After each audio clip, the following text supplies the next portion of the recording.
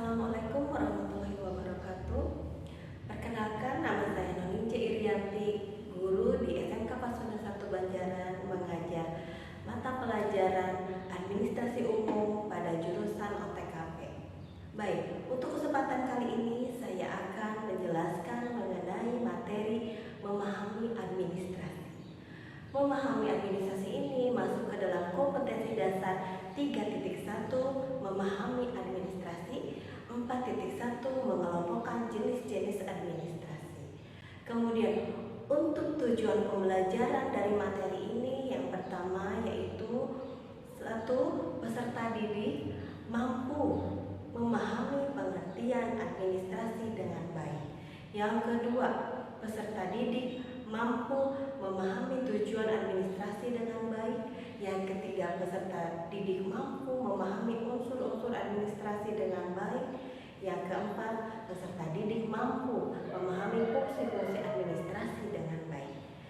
Baik, untuk yang pertama saya akan mencoba menjelaskan mengenai materi pengertian administrasi. Mungkin untuk kata administrasi sudah tidak asing di kata-kata sehari-hari atau mungkin dalam pekerjaan kantor. Nah, dalam kali ini saya akan mencoba menjelaskan mengenai pengertian administrasi. Apa itu administrasi? Pengertian administrasi terdapat beberapa. Yang pertama ada pengertian administrasi secara sempit dan yang kedua ada pengertian administrasi secara luas. Untuk pengertian administrasi secara sempit yaitu apa yang dimaksud pengertian administrasi secara sempit? Yaitu administrasi adalah kegiatan yang meliputi catat mencatat, surat menyurat, pembukuan ringan, ketik mengetik, agenda dan sebagainya yang bersifat teknis ketatausahaan. Baik, saya akan mencoba menjelaskan. Yang pertama, administrasi dalam arti sempit yaitu kegiatan catat mencatat.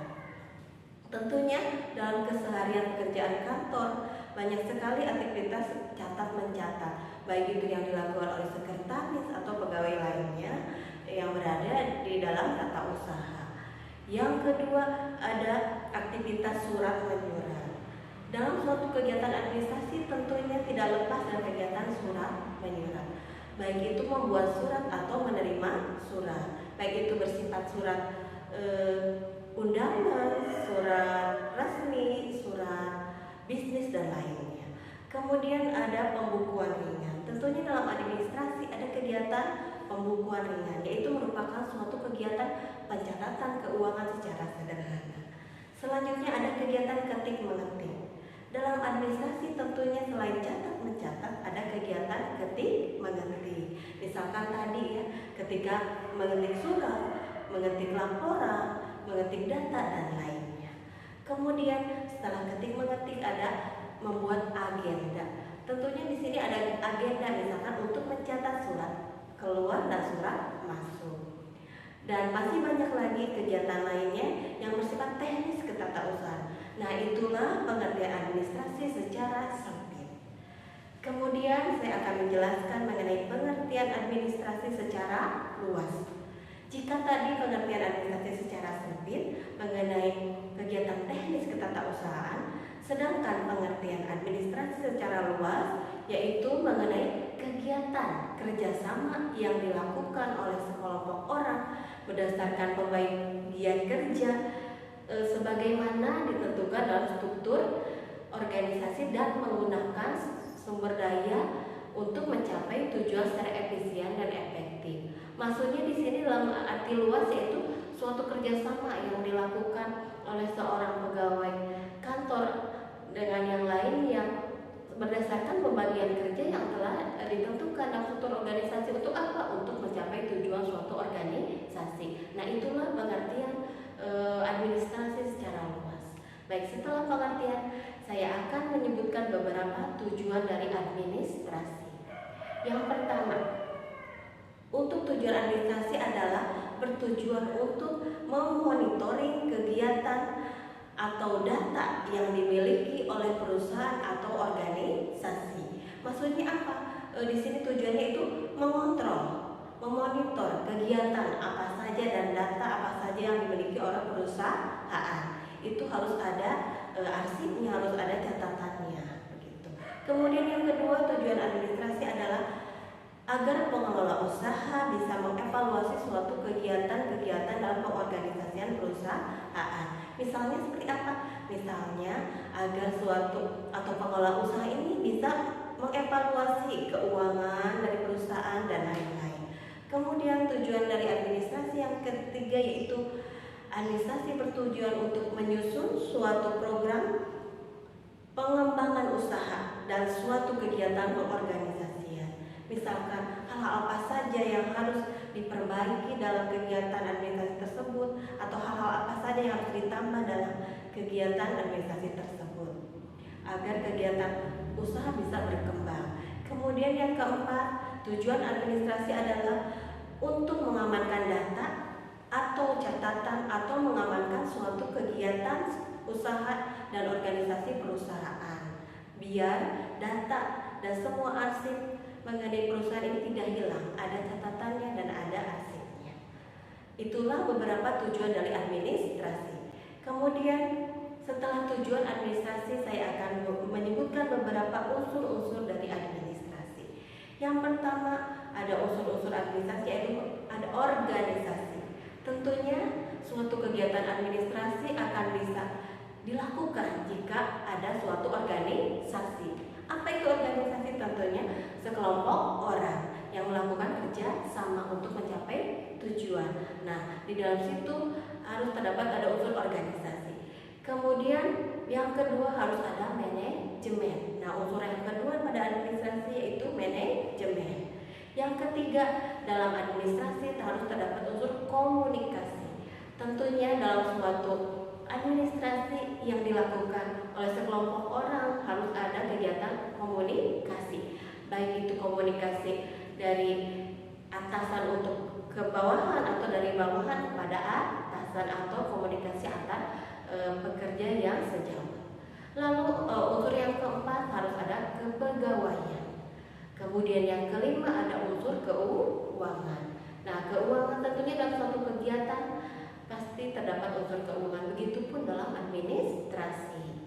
Karena dalam suatu administrasi tentunya ada membutuhkan biaya. Kemudian yang keenam unsurnya yaitu mengenai perbekalan. Apa itu perbekalan? Yaitu merupakan suatu peralatan, perlengkapan yang diperlukan dalam kegiatan administrasi. Kemudian unsur yang ketujuh yaitu adalah tata usaha. Tentunya apa itu tata usaha? Kalau dalam arti sempit tadi bisa diartikan misalnya kegiatan cetak mencetak, surat menyurat yang tadi disebutkan dalam arti administrasi. Dan yang terakhir, dalam unsur administrasi harus terdapat hubungan masyarakat. Kenapa? Karena dalam kegiatan administrasi tentunya berhubungan dengan masyarakat atau bisa dikatakan humas. Selanjutnya saya akan menjelaskan setelah tujuan administrasi, kemudian unsur-unsur administrasi, kemudian ada beberapa jenis-jenis administrasi. Yang pertama, untuk mengelompokkan jenis-jenis administrasi, yang pertama ada administrasi publik atau publik, yaitu yang berhubungan dengan kegiatan publik seperti administrasi pemerintahan dan lain-lain. Kemudian yang kedua ada administrasi pembangunan yang berhubungan dengan kegiatan pembangunan. Kemudian yang ketiga ada administrasi lingkungan. Selanjutnya saya akan menjelaskan beberapa fungsi dari administrasi. Yang pertama ada perencanaan. Ya, fungsi administrasi di sini yaitu pertama untuk perencanaan. Nah, untuk melakukan suatu kegiatan apapun tentunya harus ada perencanaan. Nah, perencanaan ini termasuk salah satu fungsi dari administrasi untuk membuat perencanaan misalkan dari suatu kegiatan organisasi atau perusahaan. Yang kedua ada penyusunan. Penyusunan di sini fungsinya dari administrasi maksudnya untuk apa? Untuk menyusun atau merangkai suatu langkah-langkah kegiatan pekerja atau kerjasama yang dilakukan dalam suatu organisasi. Kemudian yang ketiga yaitu untuk fungsi administrasi yaitu untuk pengadaan tenaga kerja. Nah, untuk memperoleh tenaga kerja tentunya harus dilakukan